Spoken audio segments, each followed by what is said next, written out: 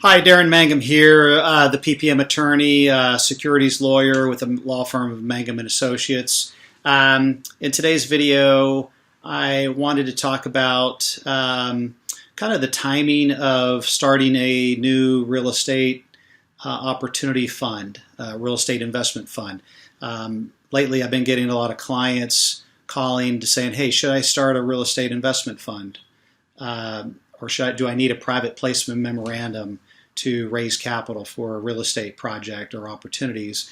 And right now, as I'm shooting this video, it's March of 2020, and obviously we're in the middle of this coronavirus pandemic, and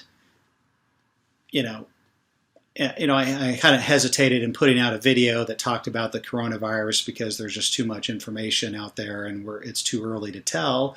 But I'm really, based on the way the markets are going and the way everything is sort of headed, it really reminds me a lot of 2008, the financial crisis of 2008.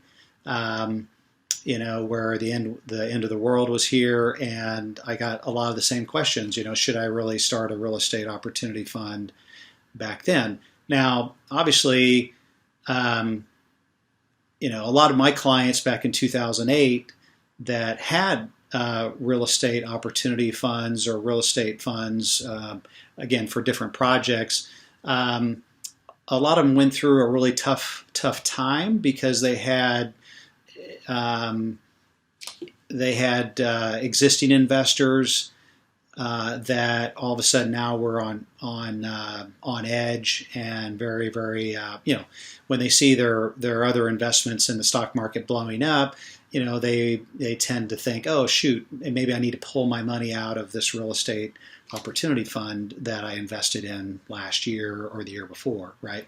And so in those instances, they're the ones that had a private placement memorandum in place, and regardless of how the project ultimately turned out, they turned out fine because they were able to rely upon the PPM in defending themselves against any lawsuits or investors trying to get their money back too early, because again, everything is spelled out in the PPM. And so when you're in a crisis situation like we're in now, and you get investors that get panicked, if you don't have a private placement memorandum, right, you're sort of hosed, right? They're going to be, saying, hey, I'm going to get my money out.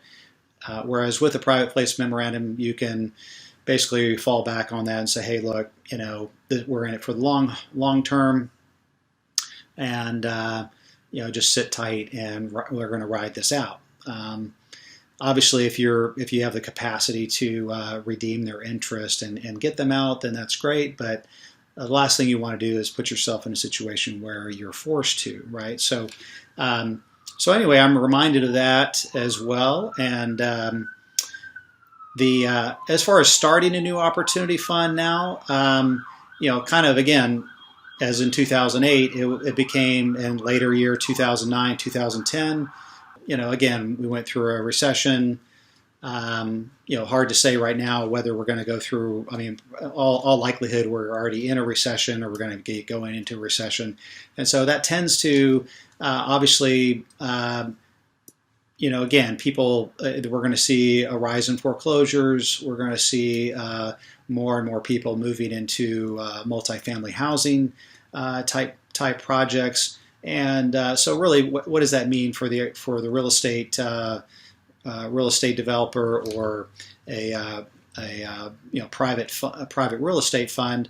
Well, that means that there's going to be opportunities to buy real estate either out of foreclosure or acquire multifamily housing. Certainly, so position yourself now in a position where you can have a private real estate fund that may be able to has the capital to put into various opportunities. I mean, again, people that are maybe fleeing the stock market, have liquidated out of the stock market, they're looking for something safe, they're looking for something tangible. Obviously, as a real estate a manager of a real estate investment fund you certainly are in a position to provide that for them as far as a safe place to put their capital that's backed up by real estate.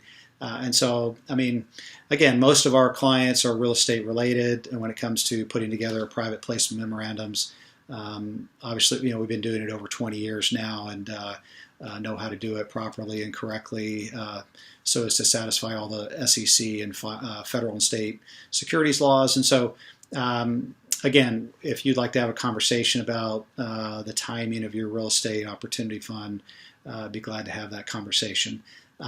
Anyway, just thought I'd leave those comments just as my perspective.